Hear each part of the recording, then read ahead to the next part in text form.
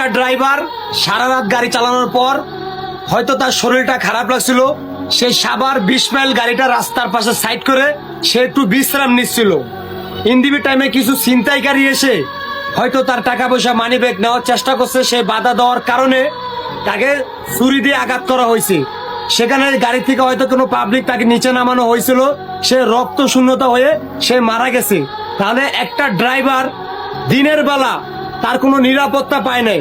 আমি জানি না সে কার ভাই কার বাপ, কিন্তু সে আমার জাতি ভাই, তার সবচেয়ে বেশি পরিচয় সে আমার জাতি ভাই। বিষয়টা দেখে আমার শরীরের পশম দাঁড়িয়ে গেছে, এত পরিমাণ খারাপ লাগছে যে আমাদের ড্রাইভারদের কোনো নিরাপত্তাই নাই। তো এই নিয়ে আমরা রোজ শুক্রবার 29 তারিখে 64 জেলার ড্রাইভাররা আমরা সাভার 20 মাইল আসতেছি আমাদের এইটা তীব্র নিন্দা জানাতে।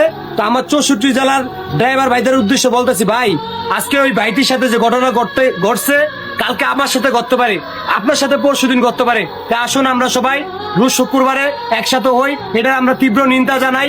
আর আমরা এটা প্রশাসনের কাছে বিচার চাই যে একটা দিনের বেলা একটা ড্রাইভারকে হত্যা করা হলো কিছু চাঁদাবাজ। আসলে এটা লজ্জার বিষয় ভাই। তো সবাই ভালো থাকবেন আর ভিডিওটা বেশি বেশি শেয়ার করে দিবেন। আল্লাহ হাফেজ।